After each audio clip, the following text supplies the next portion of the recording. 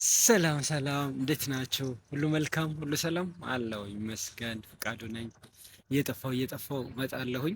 ያው ቤተሰቦቼ፣ ፎሎወሮቼ ሼር፣ ኮፒ ሊንክ የሚያደርጉልኝ ሲበዙ እንግዲህ በየቀኑ መገኘት አይቀርም። የገባኝን እኖራለሁ። የገባኝን ዛሬ የገባኝ ግን ምንድን ነው? አንድ ሰው ሲኖር በዚህ ምድር ስንኖር ከብዙ ሰዎች ጋር ነው የምኖረው። ከብዙ አይነት ሰዎች ጋር ነው የምንኖረው። ስሜታችንን ስንነግራቸው፣ ህልሞቻችንን ስንነግራቸው፣ ግቦቻችንን ስንነግራቸው፣ መሻቶቻችንን ስንነግራቸው ሶስት አይነት ሰዎች ሊገጥሙን ይችላሉ። ይሄ ገባኝ።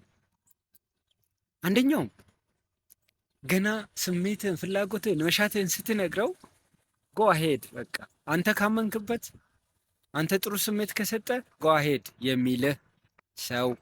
ሁለተኛው ደግሞ ዝም ብሎ በውስጡ ስቆብህ የሚያልፍ ታሪክህን፣ አመጣጥህን፣ ትምህርትህን፣ አሁን ያለህበትን አለባበስህን፣ አነጋገርህን ሁሉ አይቶ ጀጅ አድርጎ ቴ ብሎ በውስጡ ምንም ክፉ ሳይናገር ግን ዝም ብሎ የሚያልፍ በእጅህ ላይ የሚያቀዘቅዝ ህልምህን ማለት ነው። ምንም ኒውትራል የሆነ አይነት ሰው ኦኬ፣ በቃላቱ ኒውትራል የሆነ ማለት ነው፣ ምንም የማይልህ።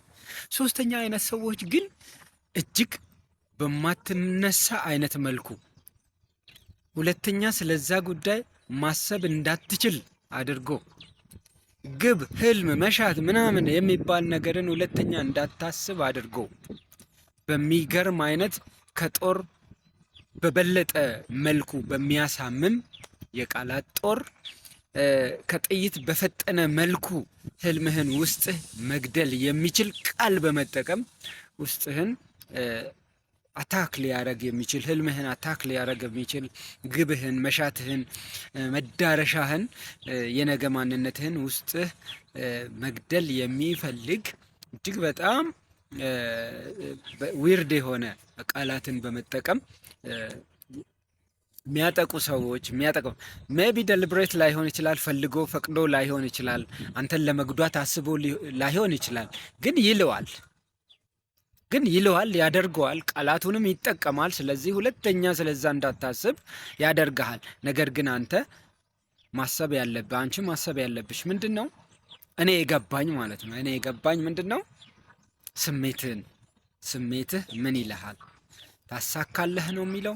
ይሆንልሃል፣ ታሳካለህ፣ ሂድ፣ ተነስ ብሎ አንተን ከውስጥህ የሚነግርህ ያ ማንነትህ፣ ያ ትልቁ ማንነትህ፣ ያ አሸናፊው ማንነትህ አንተን ካወራ፣ ከውስጥህ ከተናገረህ ወይንም ደግሞ ከሰማኸው፣ ውስጥህን ከሰማኸው ካዳመጥከውና ተነስ፣ በርታ፣ ቀጥል፣ ዋቴቨር ቴክስ፣ ውጣ ውረድ ቢኖረውም፣ ድካም ቢኖረውም፣ ኦኬ መሰልቸት ቢኖረውም፣ የጎደሉህ ብዙ ነገሮች ቢኖረውም፣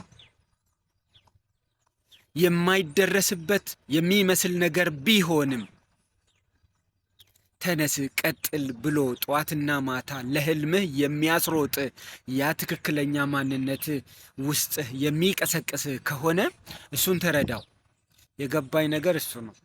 ሌሎቹን አትረዳቸው፣ አትስማቸው፣ ትርጉምም አትስጠው ለሰማኸው ነገር። ለሰማሽው ነገር ትርጉም አትስጪ።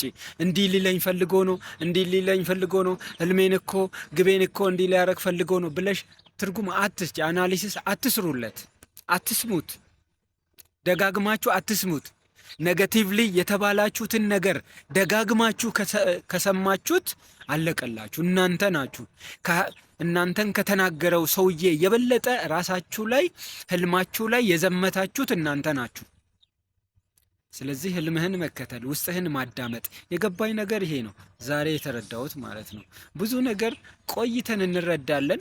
በተረዳንበት ጊዜ ግን፣ በገባን ጊዜ ግን ወደ ተግባር ከቀየር ነው እጅግ በጣም ታላቅ ነገር ማምጣት እንችላለን። ለውጥ ማምጣት እንችላለን። ማደግ እንችላለን።